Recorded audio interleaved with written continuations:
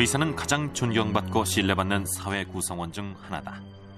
이런 의사들이 사람들의 신뢰를 저버리고 살인을 저지른다는 것은 상상할 수 없는 일이다. 하지만 실제로 의사들은 여러 가지 이유로 살인을 저질러 왔다. 그 이유가 돈이든 사랑이든 환자의 고통을 덜어주기 위해서든 아니면 단순히 살인을 즐기기 위해서든 말이다. 살인마 의사들은 오랫동안 대중의 큰 관심을 끌어왔다. 보스턴에서 일어난 한 사건도 미국 전역을 떠들썩하게 만들었다. 1849년 11월 조지 파크먼 박사가 하버드 의대 교수로 있던 존 웹스터 박사의 연구실을 찾아갔다. 웹스터에게 구워준 돈을 받기 위해서였다. 그 후 파크먼이 비컨힐에 있는 자기 집으로 돌아오지 않자 경찰이 실종자 수색에 들어갔다. 하지만 이미 이때 파크먼은 웹스터와 심한 말다툼을 벌이다 그에게 맞아 죽은 뒤였다. 웹스터는 파크먼의 시신을 토막낸 뒤 실험실 화덕에서 시신 대부분을 소각했다. 이후 종적을 감춘 웹스터는 대학교 근처에 숨어있다가 경비원에게 발각됐고 경비원은 웹스터의 해부실 금고에서 사람의 유해 조각들을 발견한다. 결국 웹스터는 도주 며칠 만에 법의 심판을 받게 됐다. 1850년 3월 보스턴에서 열린 웹스터의 재판은 하버드 대학에도 원치 않던 불명예를 안겨주었다.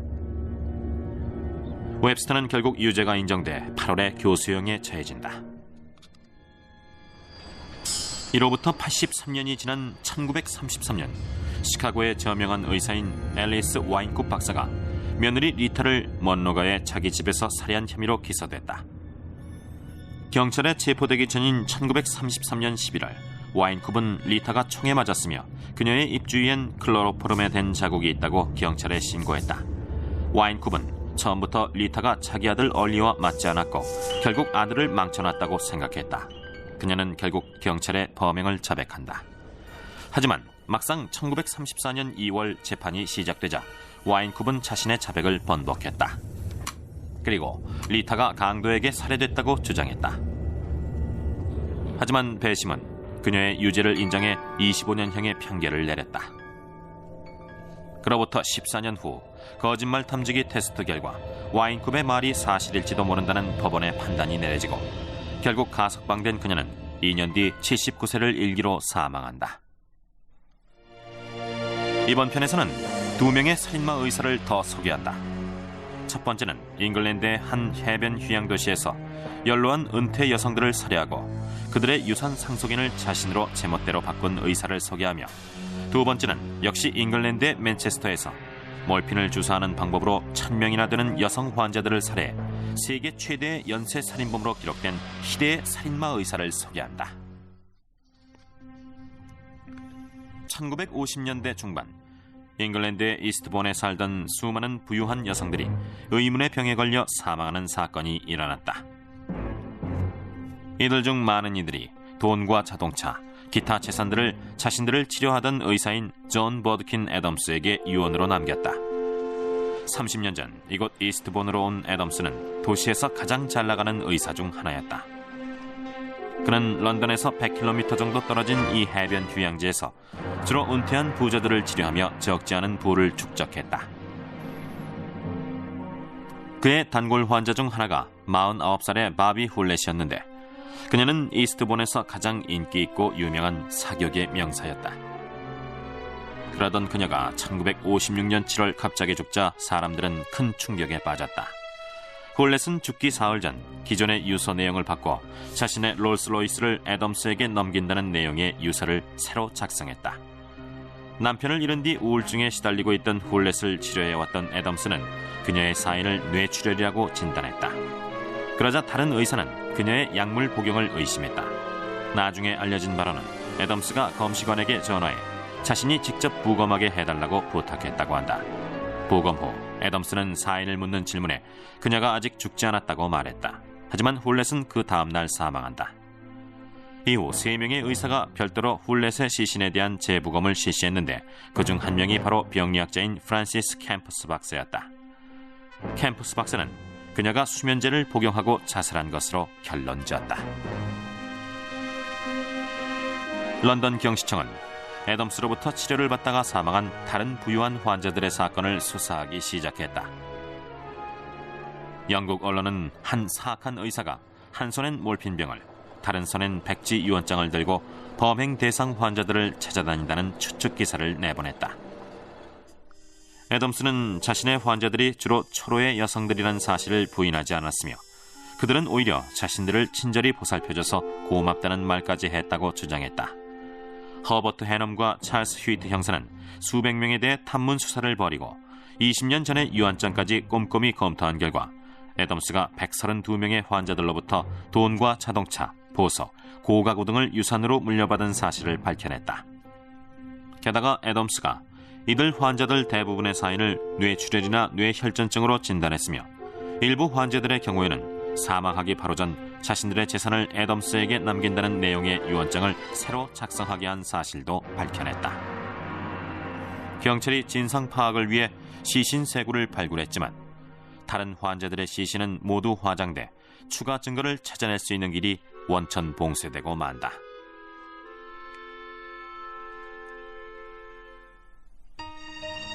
그러는 사이 애덤스는 호의호식하는 생활을 계속했다. 의사를 셋이나 고용하고 도시의 가장 알짜배기 지역에 대저택도 구입하게 된 것이다. 이 모두가 다 부유한 환자들을 둔 덕분이었다.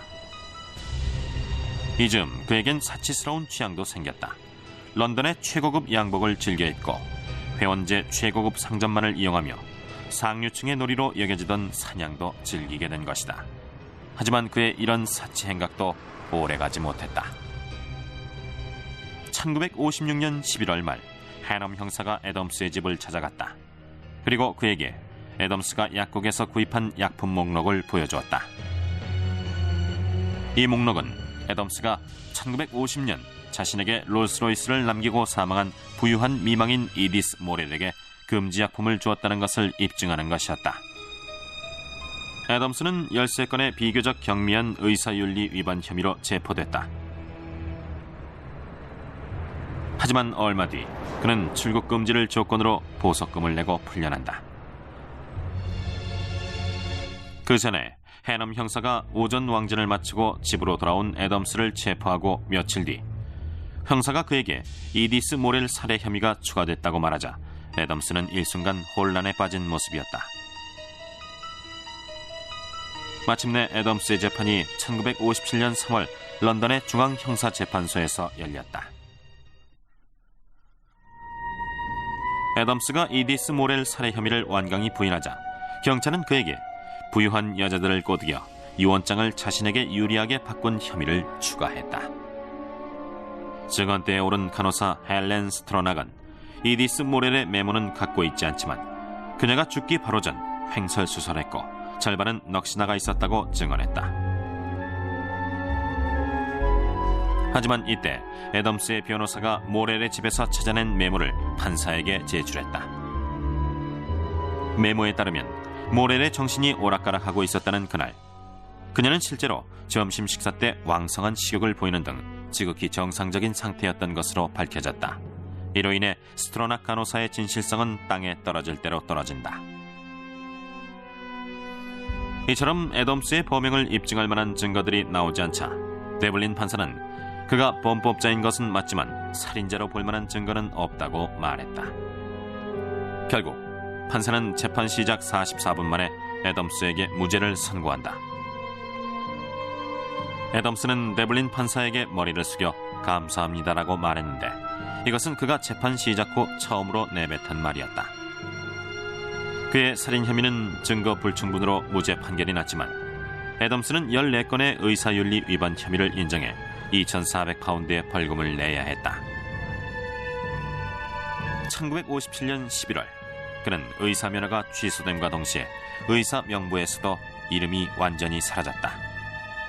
하지만 애덤스는 이후에도 자신에게 불리한 증언을 한마디도 하지 않았던 환자들과 긴밀한 관계를 지속했고 그들로부터 금전적인 도움을 받기도 했다. 1961년 그는 결국 의사 면허를 재취득한다. 그는 1983년 11월에 사망할 당시 자신의 주치의를 포함해 총 47명의 사람들에게 40만 파운드 이상을 남겼다. 애덤스가 살인범이라고 확신하고 있는 많은 사람들은 아직도 그가 무죄로 판결이 난 것에 대해 아쉬움을 토로한다. 애덤스가 죽은 지 17년, 또 다른 의사 하나가 살인 혐의로 재판장에 섰다. 영국 범죄 역사상 최악의 연쇄 살인범으로 기록된 해럴드 쉬프먼이다. 1998년 6월, 잉글랜드의 맨체스터에 사는 81살의 과부 캐슬린 그런디가 사망한다. 그런디의 주치의는 그녀의 사인을 자연사로 진단했다. 하지만 그런디의 변호사 딸인 안젤라 우드러프는 어머니가 주치의에게 집과 40만 파운드를 유산으로 남겼다는 사실을 알고 놀라움을 금치 못했다. 주치의의 이름은 해럴드 쉬프먼이었다. 우드러프는 어머니의 유언장이 교묘하게 위조됐다며 경찰에 고발했고 어머니의 갑작스런 죽음엔 무언가 깊은 흑막이 있다고 의심했다. We began to think that Dr. Shipman had killed my mother, but it was very, very difficult to believe, and we kept going over and over it and thinking around and round it and thinking, well, it must be Dr. Shipman, but it can't be. 경찰은 마침내 그런디의 사건을 재수사했다.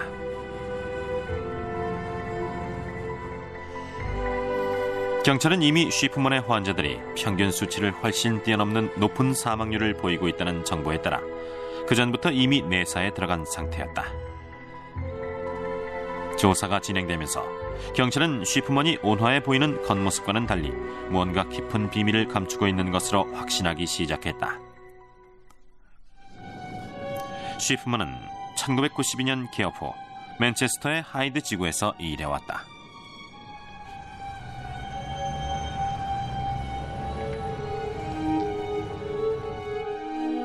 그는 개업 후 곧 환자들로부터 높은 신망을 얻기 시작했고 유아 천식 퇴치를 위해 애쓴 공로로 상을 받기도 했다.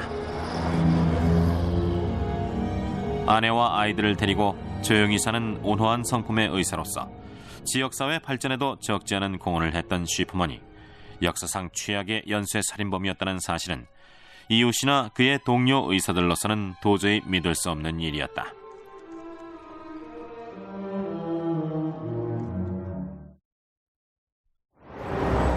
(1998년) 초 맨체스터 하이드 지구의 의사들은 자신들이 서면으로 해야 하는 화장 신청서가 엄청나게 많이 올라오는 것을 보고 놀라움을 금치 못했다. 이들 급증한 화장 신청서는 대부분 쉬프먼이 작성한 것이었다. 라지 파텔 박사는 이때부터 쉬프먼에게 의혹의 눈길을 보냈다고 한다. We were absolutely staggered. We were totally couldn't explain this at all. This, in addition to the undertaker's observations that they too were attending far more of Dr. Shipman's death than any other doctor in Hyde. 맨체스터의 검시관 존 폴라드는 경찰에 쉬프먼이 눈치채지 않게 은밀한 조사를 해달라고 요청했다. 하지만 내사에 들어간 경찰이 간과한 사실이 있었다.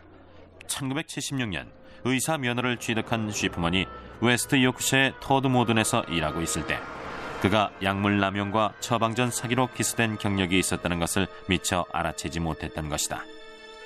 당시 그는 벌금 600파운드를 내고 풀려났다. 의사협회도 그의 범법 사실을 통보받았지만 추가 조치를 취하지는 않았다.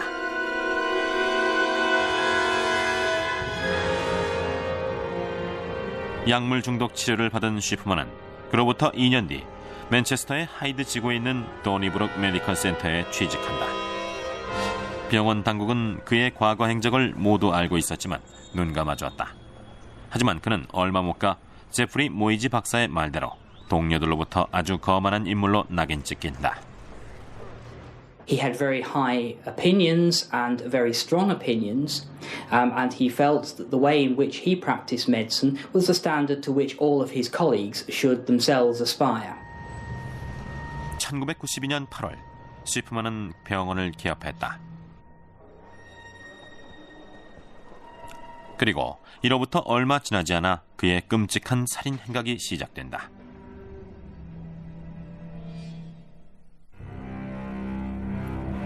그는 환자들의 집을 직접 방문해 치료하는 것을 선호했다.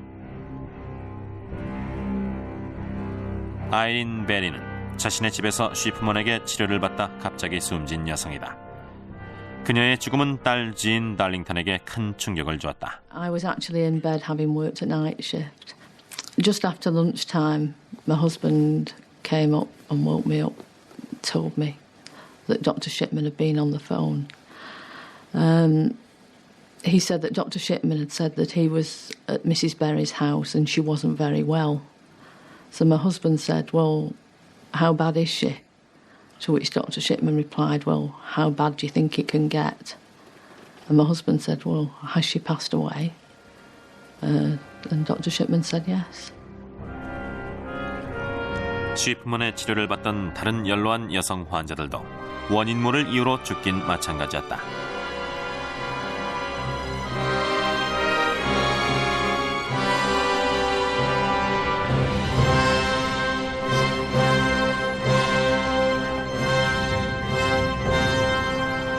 쉬프먼은 이들의 사망 진단서에 나와 있는 사인을 맞추기 위해 의료 기록까지 조작했던 것으로 나중에 밝혀졌다. 사람들의 의혹은 점점 커갔다. 장의사인 앨런 매시도 쉬프먼이 치료했던 환자들의 사인에 뭔가 의혹이 있다고 생각했다. Anybody can die in a chair, can drop down dead in the street, but there's no set pattern. And Dr. Shipman's always seems to be the same, or very similar. Could be sat in a chair. Could be lied on a settee, but I would say 90% was always fully clothed. There was never anything in the house that I saw that indicated the person had been ill. It just seemed as the person where they were had died. And there was something we didn't quite fit. 경찰이 쉬프먼이 범인임을 확신한 것은 1998년 6월 캐슬린 그런디가 사망하면서 자신의 전 재산을 쉬프먼에게 남긴 일 때문이었다. 당시 경찰이 쉬프먼에게 살해된 것으로 보여지는 환자들의 시신을 발굴해 법의학 실험을 한 결과 이들 모두가 몰핀 중독으로 사망한 사실이 드러났다.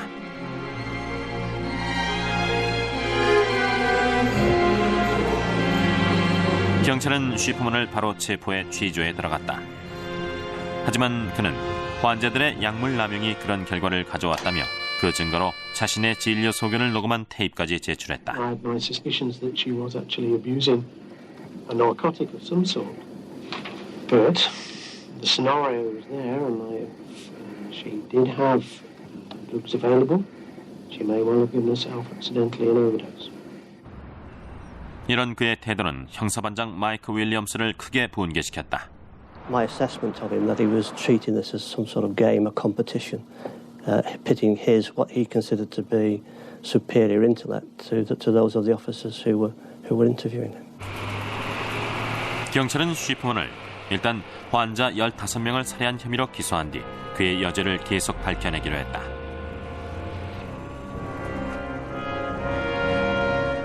(32살의) 그의 아내 핌 로즈는 하루도 빼놓지 않고 재판에 참석했다.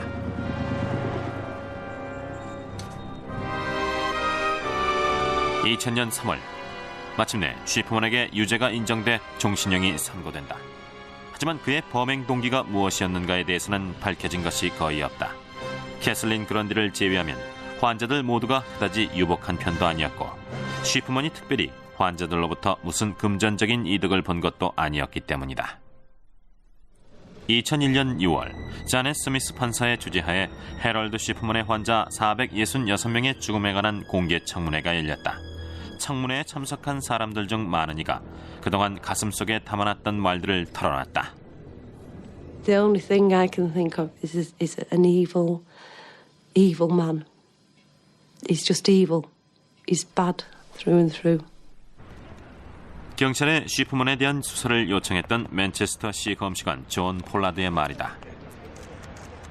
Based on the evidence which I have seen, which has been made available to me by the police, I think it's reasonable to assume that Dr. Shipman has killed between 120 and 150 people. 그의 손에 얼마나 많은 환자들이 목숨을 잃었는지는 분명하지 않다. 희생자 1000명설이 사실이라면 그는 역사상 가장 많은 살인을 저지른 최악의 살인자 의사로 기록될 것이다. 의사도 사람인 이상 살인을 저지를 수 있다. 하지만 그들의 살인 방법은 다양했다. 시카고의 와인쿱 박사는 총을 사용한 것으로 알려져 있다. 애덤스는 자신의 약물 지식을 활용해 환자들을 살해했다. 쉬프먼은 몰핀의 치사량이 정확히 어느 정도인지 잘 알고 있었고 한 번 범행에 빠지게 시작한 그를 막을 수 있는 것은 아무것도 없었다. 의사가 살인마로 돌변하기를 원하는 사람은 아무도 없을 것이다. 그것은 우리 모두의 믿음을 저버리는 행위이기 때문이다.